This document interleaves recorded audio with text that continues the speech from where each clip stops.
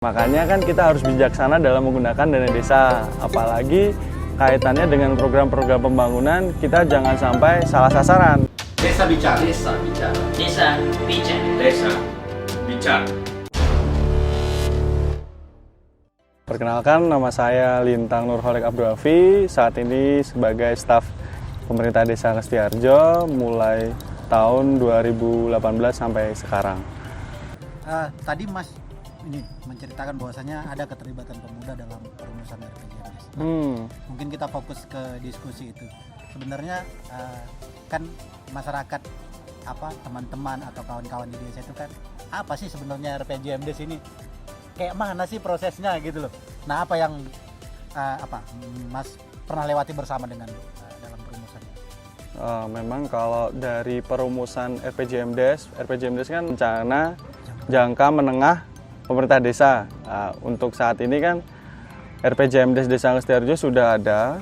Ketika RPJMD itu sudah dibuat, jadi sebagai panduan kita pemerintah desa melakukan beberapa program, beberapa inovasi karena sudah tersusun secara rapi di RPJMD.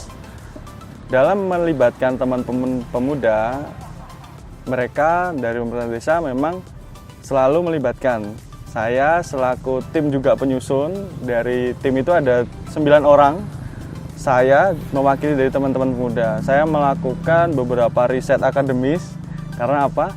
Dalam proses penyusunan RPJMD kita hanya dikasih waktu 3 bulan, Mas. Waktu itu kita dikasih waktu 3 bulan dari sebelum tahun 2018 akhir, Desember 2018 akhir sampai Februari kita diberikan waktu untuk menyusun itu. Nah, saya punya inisiatif bahwa kita harus jaring aspirasi dari bawah, dari masing-masing pedukuhan, dari pedukuhan 1 Tambak sampai pedukuhan 12 Sidoarjo.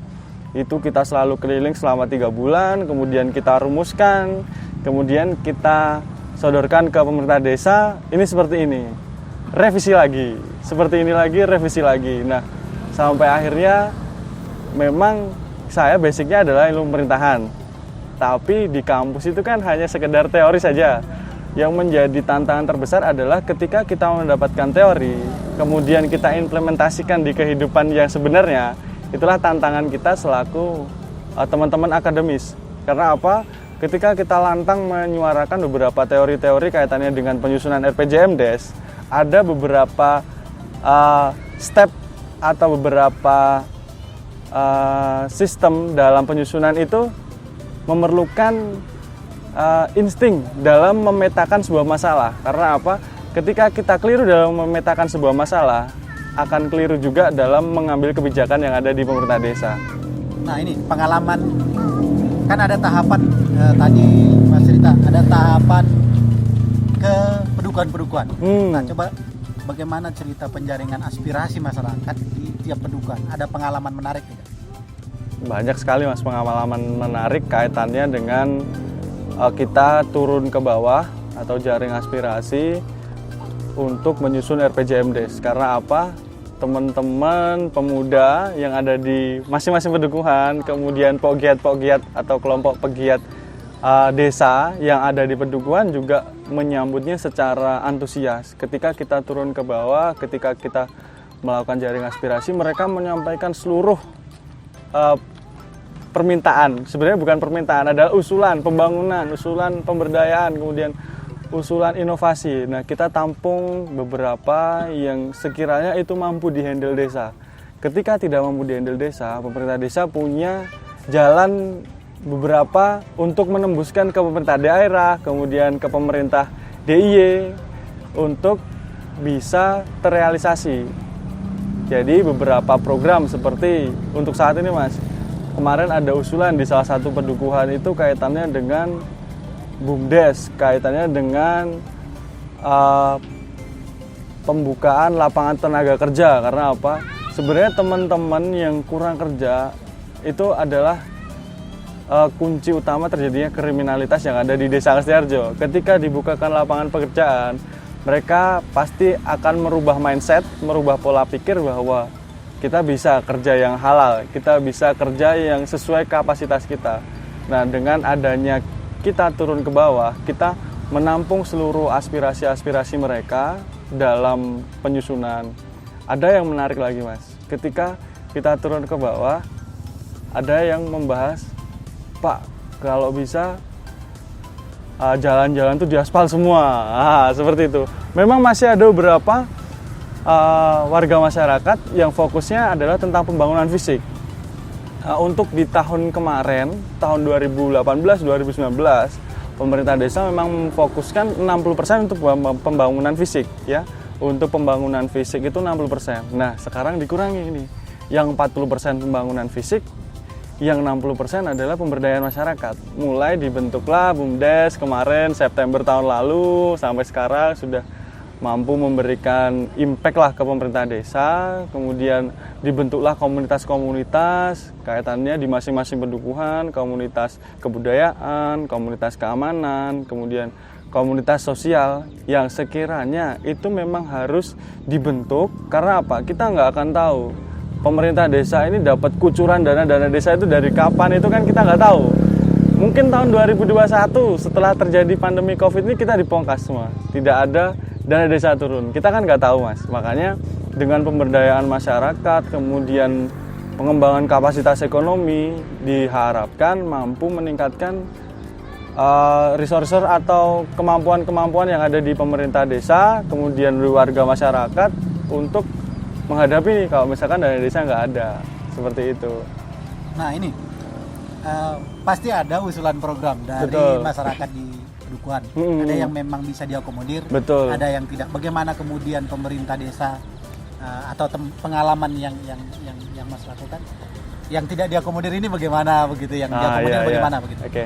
Kalau beberapa usulan yang diakomodir memang bisa dihandle desa melalui dana desa, melalui alokasi dana desa, kemudian bagi hasil pajak, kemudian PAD atau pendapatan asli desa, itu bisa dihandle misalkan tentang pembentukan atau pengorganisasian sebuah kelompok masyarakat. Nah, kemarin beberapa waktu yang lalu kita memberikan bantuan kepada organisasi-organisasi atau kelompok masyarakat kaitannya dengan kebencanaan.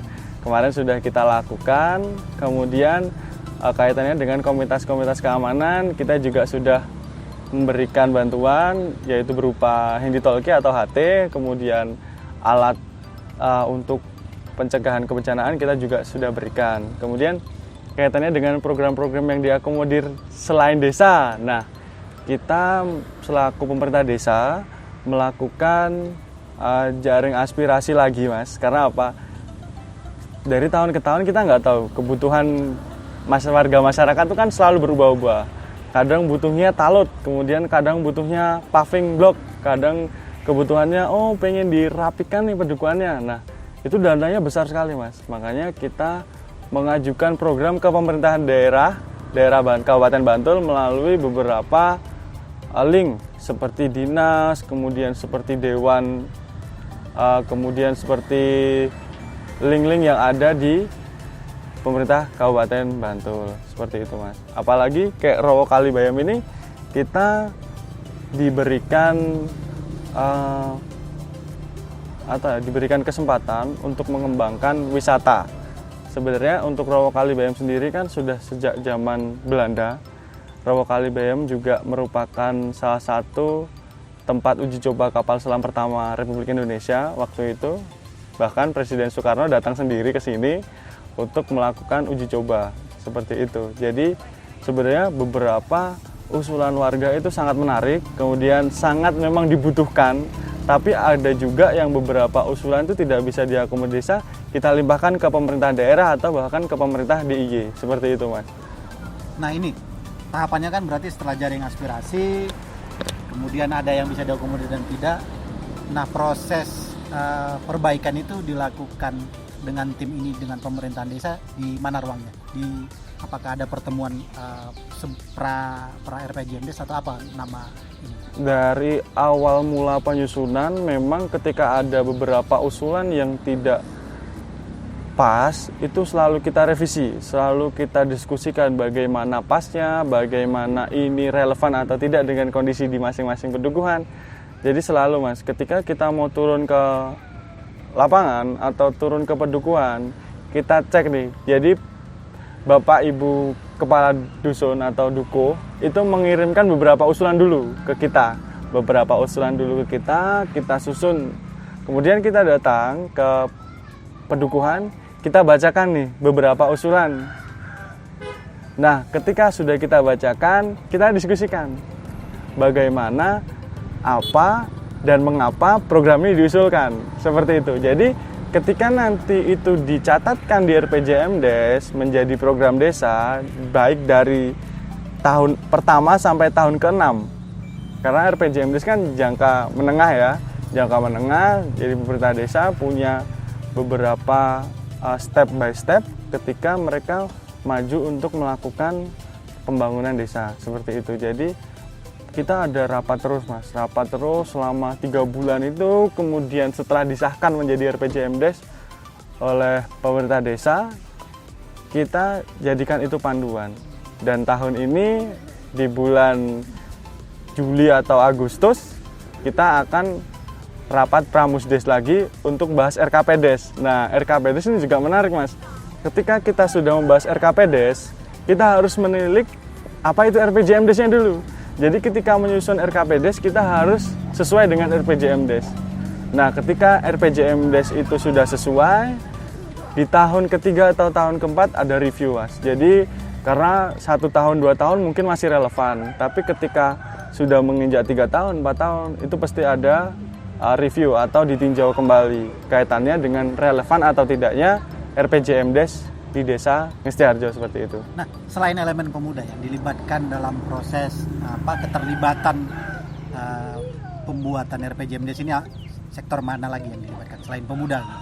Sektor yang dilibatkan adalah tokoh-tokoh masyarakat, tokoh-tokoh agama, kemudian tokoh-tokoh kaitannya dengan ekonomi, kita libatkan semua Mas. Jadi ketika ada program yang tidak tepat sasaran, itu akan kita ganti dengan program yang memang sangat dibutuhkan warga masyarakat. Karena apa?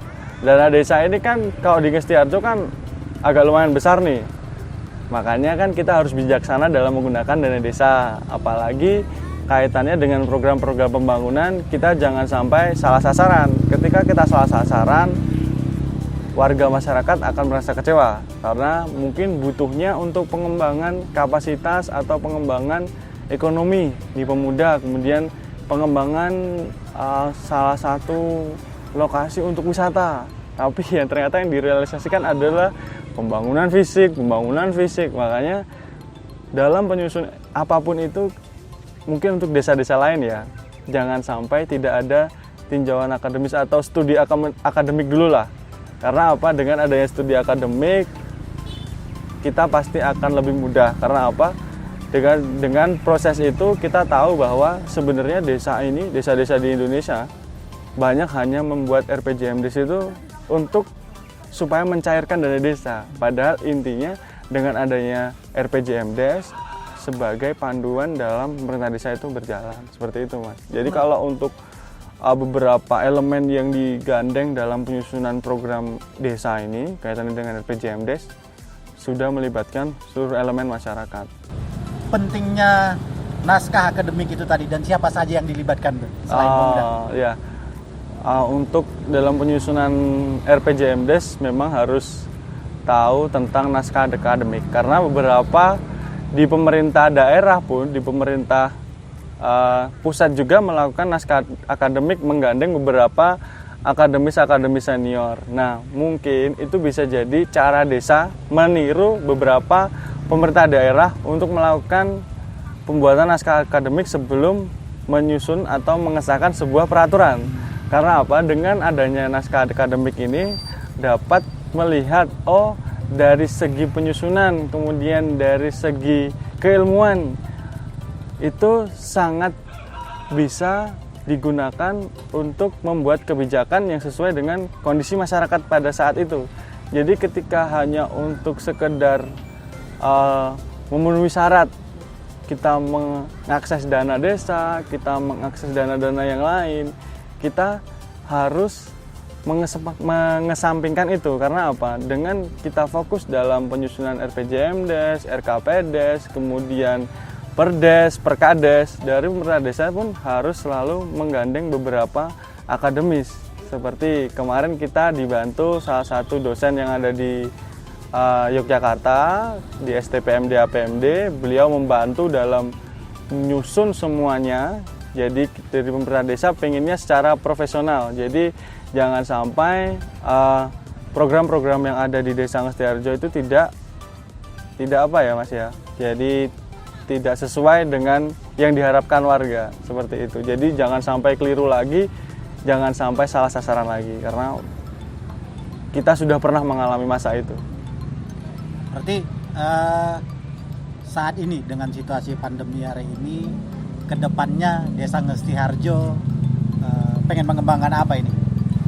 Ke depan kita fokuskan dulu dalam menciptakan jaring pengamanan ekonomi yang sekarang sudah diterapkan melalui BUMDes Global Ngesti Mandiri. Ketika kita menghadapi pandemi ini, kita nggak nyangka sebenarnya. Semua desa juga nggak nyangka sebenarnya ada pandemi seperti ini. Makanya pemerintah desa, dalam hal ini Pak Lurah, mengambil kebijakan, ayo BUMDes buat unit sembako untuk pemenuhan kebutuhan warga masyarakat. Kebetulan juga beliau dalam pengembangannya, apalagi pengembangan potensi-potensi untuk ke depan, apalagi kita kan DIY terkenal dengan wisata. Ngestiharjo juga sebentar lagi akan punya pusat wisata di Rowo Kalibayam, dan insya Allah ke depan ketika kita memiliki strategi dalam menghadapi pandemi ini, saya kira Desa Ngestiharjo akan menjadi desa tangguh COVID-19. Oke, ini terakhir mungkin. Apa nih yang ingin disampaikan, harapan atau arahan misalkan untuk teman-teman pemuda ataupun mungkin ada yang pengen disampaikan terkait pemberdayaan di desa, ada? Silakan. Untuk teman-teman pemuda, baik pemuda desa lainnya dari desa seluruh Indonesia, saya rasa teman-teman mungkin merasa resah dengan kondisi desa saat ini. Karena apa? Banyak pemerintah desa hanya hura-hura, hanya euforia terkait dengan dana desa. Kemudian muncullah pandemi COVID ini, mereka kebingungan untuk menghadapi situasi seperti ini. Hanya beberapa desa yang mungkin punya inovasi, punya kebijakan, punya jalan keluar dalam membangun desanya di masa pandemi ini. Jadi untuk ke depan pemerintah desa jangan sampai lupa menggandeng teman-teman anak muda, tokoh-tokoh masyarakat, tokoh-tokoh agama, kemudian akademis yang ada di sekitar kita, itu selalu diajak untuk menyusun beberapa program desa. Karena apa? Kita tidak perlu repot-repot untuk mencari expert atau mencari orang-orang pintar dalam kaitannya dengan teori, kemudian praktek. Di desa kita pun banyak sekali ketika kita mau dan mampu untuk menginventaris potensi-potensi warga masyarakat yang memiliki kemampuan untuk mengembangkan Desa Ngestiharjo atau desa-desa lainnya yang ada di Indonesia. Seperti itu, Mas. Jadi ke depan selalu kita gaungkan slogan Together We Can.